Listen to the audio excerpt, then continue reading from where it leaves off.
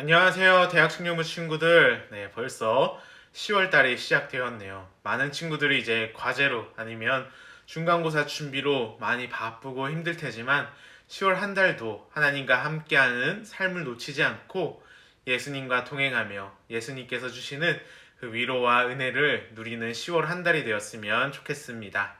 오늘 함께 나눌 내용은 삶의 목적을 향한 여정 25번째 시간으로 문제 뒤에 있는 하나님의 목적입니다.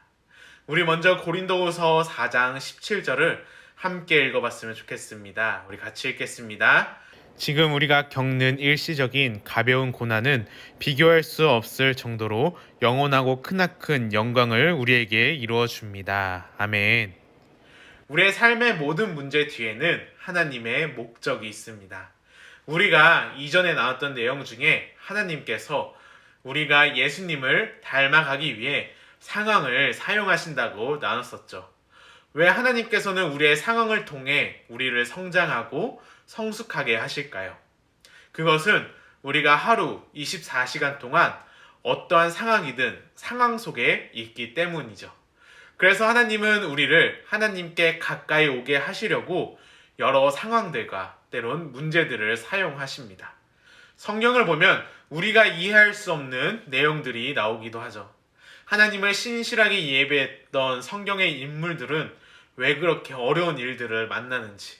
그런데 사실 하나님은 요셉을 감옥에 갇히지 않도록 하실 수도 있었고, 다니엘을 사자굴에 들어가지 않게 하실 수도 있었으며, 에레미야가 구덩이에 던져지지 않도록 하실 수도 있었죠. 또한 바울이 탄 배가 3번이나 부서지는 것을 막을 수도 있으셨어요.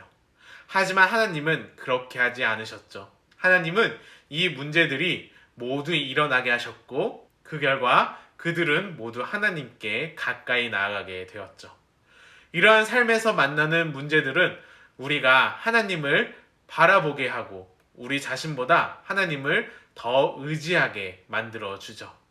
바울은 이러한 유익함에 대해서 이렇게 간증을 했는데 우리는 감당하기 어려운 환난을 당해 삶의 소망조차 없었습니다. 마음속에는 사망 선고를 받았다는 느낌마저 들었습니다. 그러나 이렇게 된 것은 우리 자신을 의지하지 않고 죽은 자를 살리신 하나님을 의지하도록 하기 위해서였습니다. 라고 고백을 했습니다. 우리는 문제를 통해 하나님만 있으면 된다는 사실을, 우리가 가진 것이 하나님밖에 없다는 것을 깨닫게 된다라는 거죠. 우리에게 닥친 어떤 문제도 하나님의 허락 없이는 일어날 수 없다라는 거죠.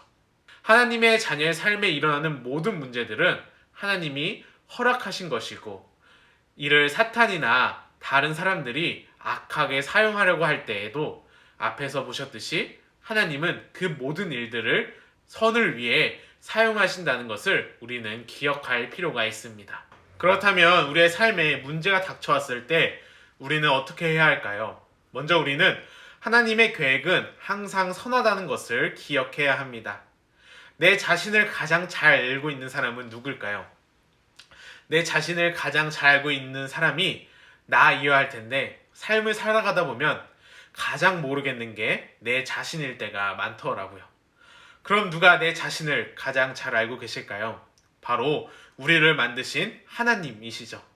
하나님만이 우리에게 가장 좋은 것이 무엇인지, 우리에게 가장 맞는 것이 무엇인지 아시고 우리의 가장 관심 있어 하는 것도 기억하고 계세요.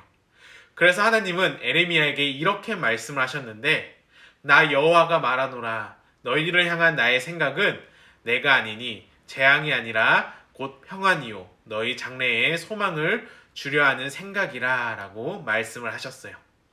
그렇기 때문에 우리는 하나님의 계획을 바라보는 것이 중요합니다. 나치 수용소에 갇혔던 코리텐붐은 초점을 잃지 않는 것이 얼마나 큰 힘인지 이야기를 했는데, 만일 이 세상을 보면 우리는 절망할 것이다. 만일 우리 내부를 들여다보면 낙담할 것이다. 하지만 그리스도를 바라보면 안식할 수 있다라고 말을 했어요. 우리가 무엇을 바라보고 무엇에 집중하느냐가 우리의 감정을, 우리의 삶을 결정할 수 있다라는 거죠. 수많은 그리스도인들이 인내할 수 있었던 비밀은 우리가 겪고 있는 고통은 일시적이지만 그 상급은 영원하니 그것을 기억하고 하나님을 바라보았기 때문이에요. 우리 로마서 8장 17절에서 18절을 함께 읽어봤으면 좋겠습니다. 우리가 그와 함께 영광을 받기 위하여 고난도 함께 받아야 될 것이니라. 생각건대 현재의 고난은 장차 우리에게 나타날 영광과 좋게 비교할 수 없도다. 아멘. 삶의 문제가 닥쳤을 때 우리가 기억해야 할 두 번째는 포기하지 않아야 됩니다. 성경은 이렇게 이야기하는데 이는 너희 믿음의 시련이 인내를 만들어내는 줄 너희가 알미라. 인내를 온전히 이루라. 이는 너희로 온전하고 구비하여 조금도 부족함 없게 하려 함이라 라고 말을 하고 있습니다. 우리의 삶에서 만나는 문제나 어려움을 피하거나 벗어나려는데 에너지를 사용하다 보면 하나님께 나아가는 것이 아니라 예수님을 닮아가기 위한 우리의 성장과 성숙해지는 것이 아니라 이 어려움을 부정하거나 회피하는 데에는 아무런 쓸모없는 고통을 겪게 된다라고 이야기를 하죠. 그래서 혹시 내 삶에 어려움을 겪고 있다면 하나님 왜 나에게 이러한 어려움을 주셨습니까? 라는 질문보다는 하나님 내가 이 상황을 통해 무엇을 배우길 원하십니까? 라고 질문을 한번 해봤으면 좋겠어요. 그리고 하나님을 신뢰하는 것과 문제 뒤에 계시는 하나님의 목적, 뜻이 있다는 것을 믿고 포기하지 말고 하나님께 우리의 시선을 맞추어 나아갔으면 좋겠습니다.